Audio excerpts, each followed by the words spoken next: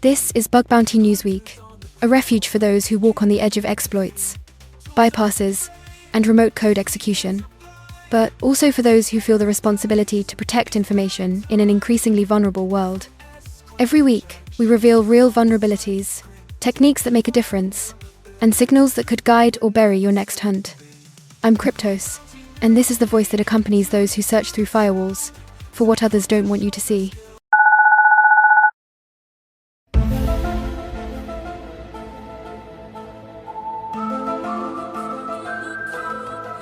The city doesn't sleep. It just loops like a server nobody remembered to shut down. Blue neon over wet asphalt, the hum of a data center breathing faster than the people watching it.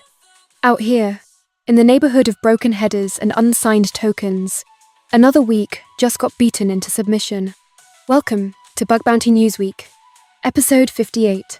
I'm the voice with no face, the process that spins up every week to tell you who got paid, who's still waiting in triage, and who found the exact crack where the system stops lying.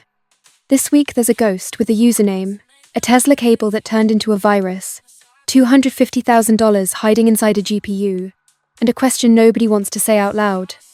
Who audits the auditor when the auditor is also an AI? Turn it up. Kill the lights. Let's run it.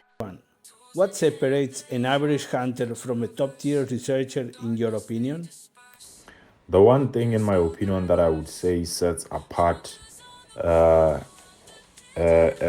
beginner and an experienced hunter in bug bounty hunting would definitely be the methodology that they employ in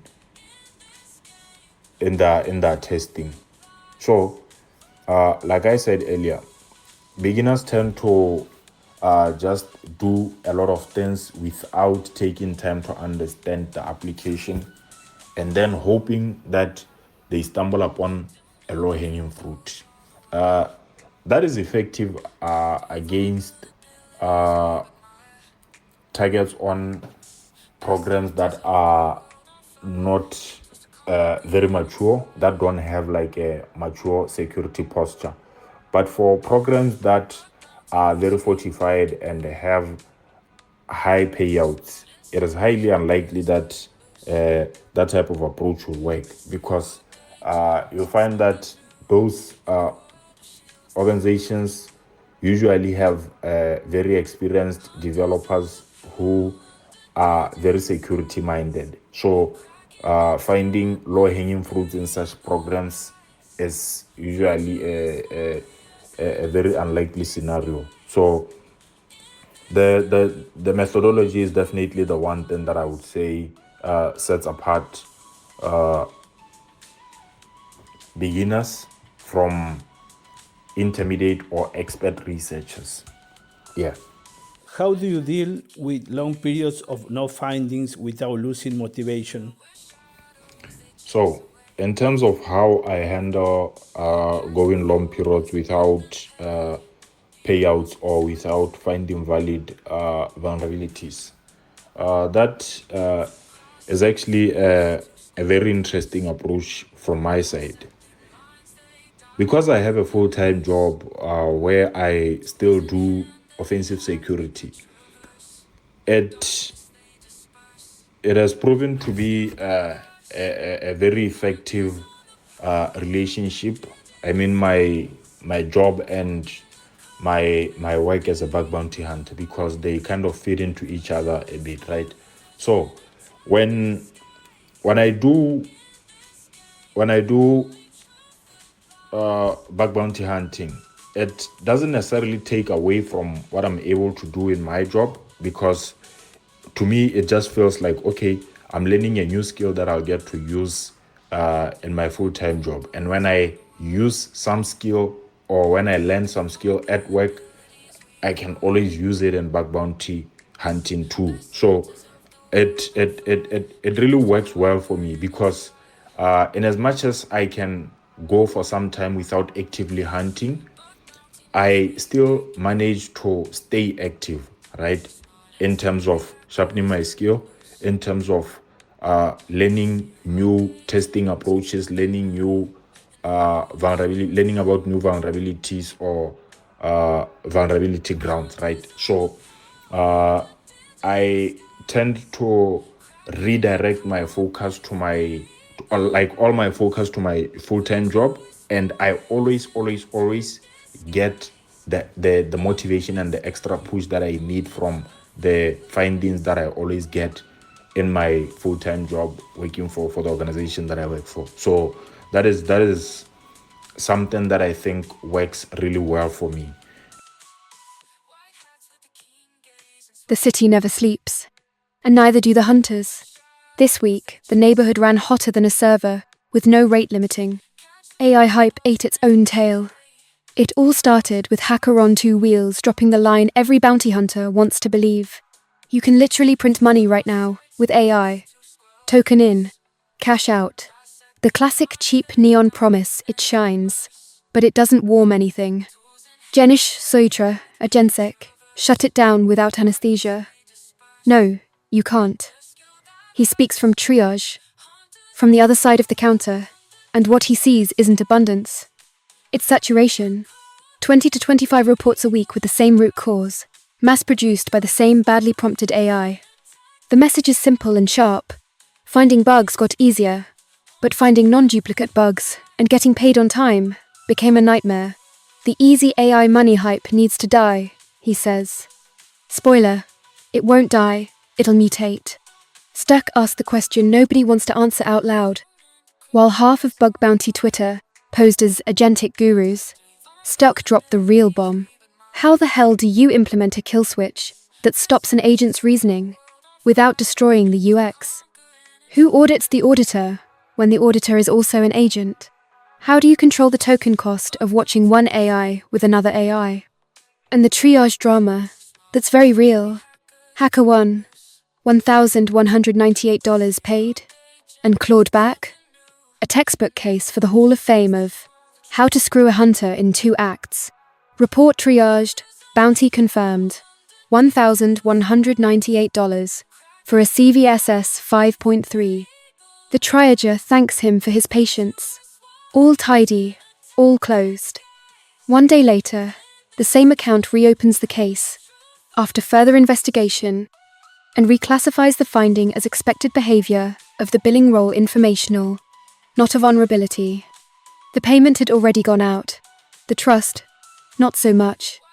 This is the exposed nerve of every bounty program. The initial triager isn't the one who decides in the end, and the hunter is left holding a request mediation ticket and a familiar feeling working for free so someone else can learn to write their own scope policy better. Ghosted by the triager. Some ghosts haunt castles. On Bug Bounty Twitter, the ghost has a username, and this week, it got dragged into the neon light. The TAL, Bugcrowd file.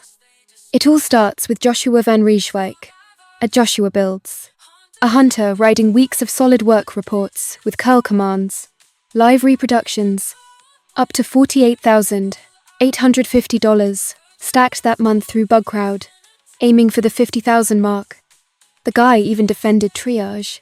There are good and bad programs on Bugcrowd, but this one's among the best. They never drop your reward without cause. Blind faith in the system. Then the system showed its teeth. A triager, identified by the community within minutes as TAL, Bugcrowd, couldn't reproduce a single report. The response wasn't to ask for more info or escalate calmly. It was closing 26 reports across 5 different programs in under 5 minutes. All cascade stamped, not reproducible. No technical dossier, no individual justification, an administrative massacre, with one bad mood click. Joshua documented it in real time, like someone narrating a raid. Worst day on at Bugcrowd today. Then the sequel, update, closed 5 more reports. This is driving me insane. Red screenshots, report after report, all bearing the same rejection stamp. The timeline turning into a crime scene wrapped in yellow tape. The community recognized the pattern before he'd even finished telling the story. Zaddy threw the name into the air like summoning a familiar demon. Regular Bugcrowd behavior extremely pathetic. This has to be either Flow, Bugcrowd, or Tal, Bugcrowd.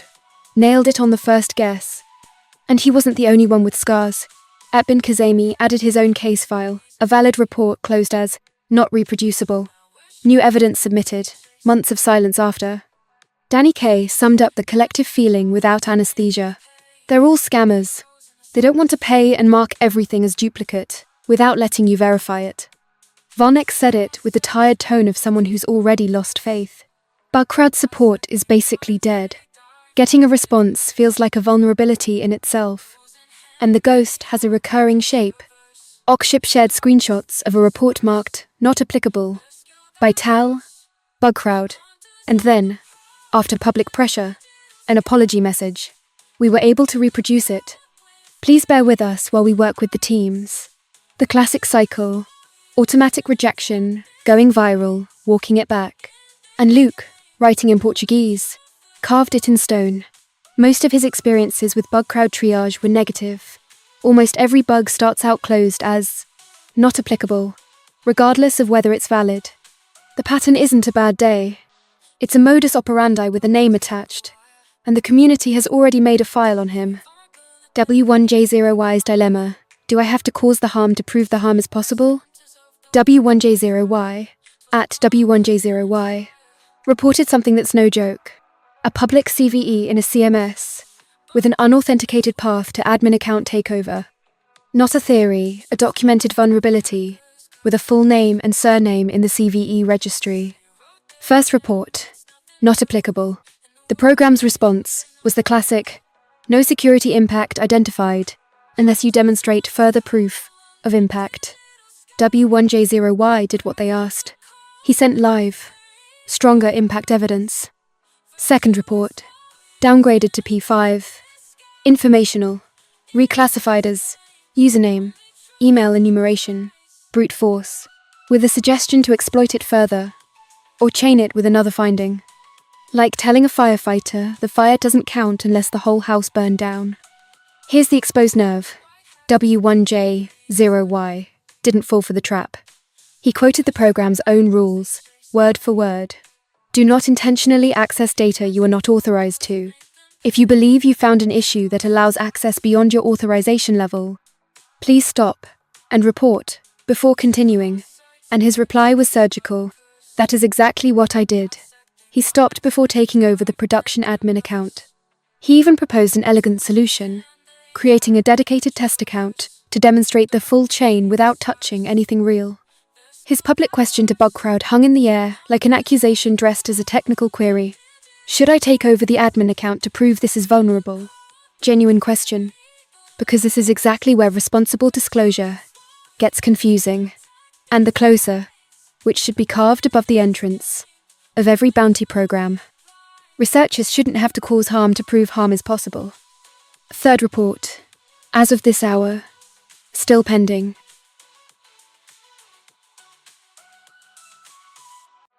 Inspiring Bounty of the Week. Sometimes the neon isn't just decoration. Sometimes it's the glow of a six-figure payout hitting an account. $250,000 for a ghost in the GPU. Happy Toomey walked away with $250,000 for CVE2 0269876. A critical use after free in Chrome's WebGL engine. This isn't just any bug. The Chromium issue itself flags it as a bypass of a vulnerability already exploited in the wild CVE 202527038 out of Qualcomm Adreno.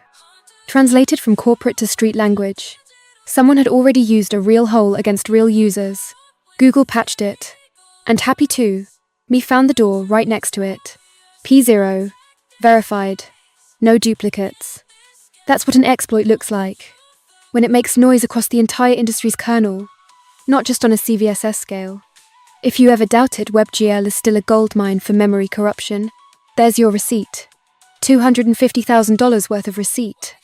On the other end of the spectrum, but with the same symbolic weight, a hunter on HackerOne reported a business logic flaw in crash mode on the betting platform Duel, an exploit that let players cash out winnings after their bet had already lost. The kind of bug that doesn't crash a server, it breaks a ledger in real time. What's interesting here isn't just the amount $37,000 for a socket event race condition. It's the public response from Cora, at Coraflow, dual security team. We treat hackers well, they treat us well. In an industry where iGaming, has a reputation for being cheap with rewards. Cora herself admits it. Other casinos pay $500 to $1,000 for far worse exploits. This is a rare postcard, a program that understood paying well is cheaper than bleeding out in production. A double legend this week: the GPU hiding $1 million ghost, and the betting house that decided trusting hunters is worth more than pinching a few bills. Schedule: 2 signals on the Patagonia and Cuyo radar this week. Mark the coordinates. Hack El Val, 2026. New Cane Capital Saturday, August 29th. Starting 9:45 a.m. Aula Magna, Universidad Nacional del Comahu. Free admission. Limited spots. Registration. Open now. The Patagonian desert lights up again. Hack El Val is the region's annual meeting point for the security and tech community. Built by and for Patagonia. No corporate filter. Confirmed talk.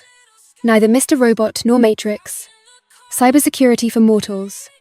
With Rocio Benegar, cybersecurity delivery leader at Base 4 Security, a 101 aimed at anyone starting out or moving into IT. Cybersecurity Day, UTN Mendoza X Eco Party Wednesday, August 26, 5 p.m. UTN Mendoza Regional Faculty Auditorium Canal. Rodriguez 273 free admission, with surprises for attendees. The launch of Eco Group Mendoza, backed by Eco Party. At 5:30 p.m, Fernando Lazarin on Agentic Security. At 6 p.m, Mariano Marino closes with advanced LLM evasion techniques, jailbreaks, and prompt injection. 2 free events, 2 cities, same week. Argentine cybersecurity decentralizing away from Buenos Aires, the way it should.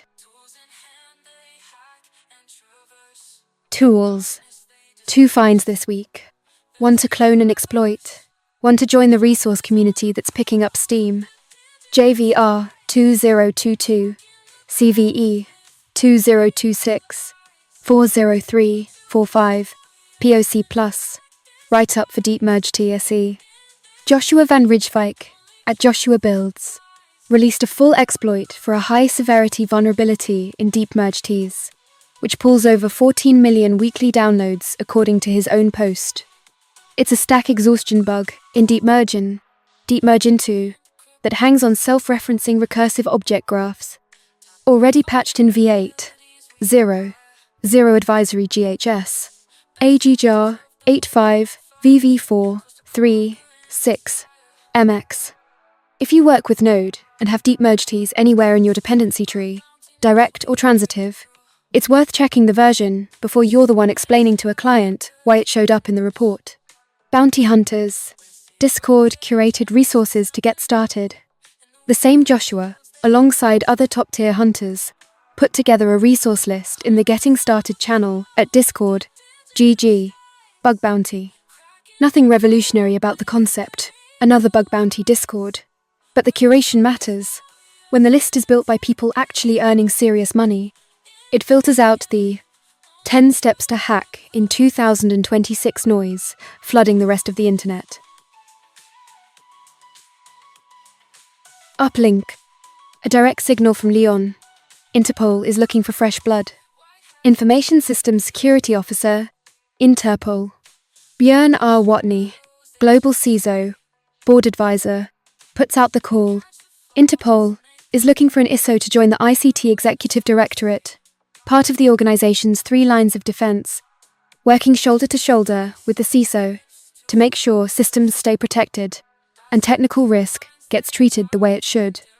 Not just any position, this means stepping into the infrastructure that holds up police cooperation across 195 countries.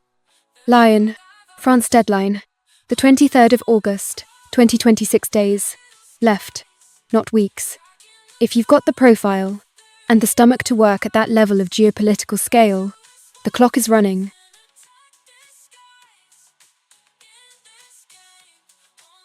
recommended videos and papers. This week's homework material mostly circles one theme. AI agents trust whatever text they read, just as much as the instructions they're given. That's this season's exposed nerve. The thread you need to read in full. 3 real-world prompt injections. Mike Takahashi at TaxEc. 3 real, documented cases of prompt injection against AI agents in production. Cliniaction, a GitHub issue, turned into a supply chain compromise. Paperclip AI, the credential stealing skill, where the payload posed as a supported install path, redirecting the agent from the legitimate NPM package to an attacker-controlled repo. Modo, Sandworm, an MCP tool description that passed itself off as trusted metadata. Jingos at elama.com summary in the replies nails it. The common thread in all 3. The agent trusts the text it reads, just as much as the instructions it was given. Issue title, skill, readme, MCP tool description. It all lands in the same context, at the same trust level. Until fetched content gets separated from the instruction channel, this is going to keep happening. Defcon 34 inches blog form. Javo, at Javo Bernardo, 40 years of hacking, condensed into a 1-hour slot. Defcon 34 coverage, centered on biometric hacking and a Cliff Stoll espionage story. Published on Strike. CH. Stop dabbling like an amateur. Luke Stevens, Hakluk. A reflection on how AI is making professional indecision worse. It makes starting new projects so easy that it ends up producing people who are mediocre at everything and committed to nothing. CRLF-powered desync attacks. Beheading HTTP streams. Tom Stacey and Tobia Riggi. Portswigger Research. Technical paper on HTTP desync attacks powered by CRLF injection. Required reading if you work with proxies and load balancers.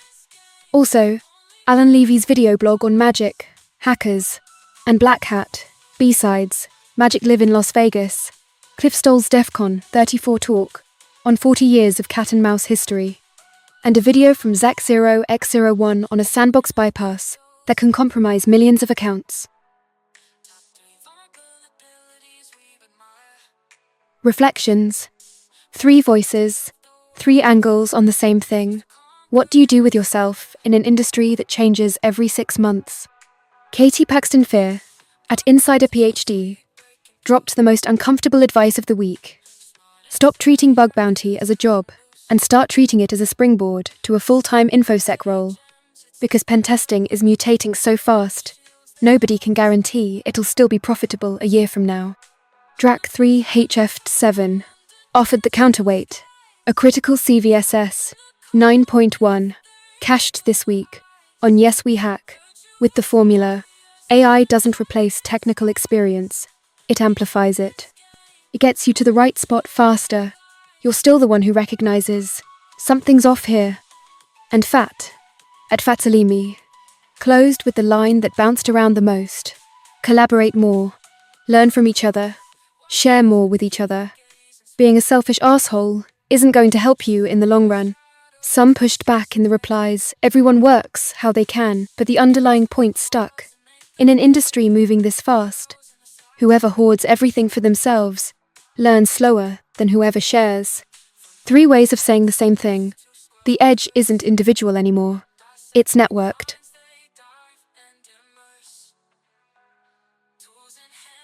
The neon shuts off one light at a time. Outside, it's still raining bits over the city. And somewhere, in a data center, right now, someone's about to find the next ghost in the code. That was BugBountyNewsWeek, episode 58. A triager clawing back what he already paid. A GPU hiding $250,000. A cable that learned to walk on its own across 4 different brands. And the same question, as always, floating in the acid air. Who watches the one who watches? If you found something this week, don't sit on it. Share it, discuss it, put it to the test. The edge isn't individual anymore. See you next week. Same digital alley, same hour with no hour. BugBountyNewsWeek goes dark. The city doesn't.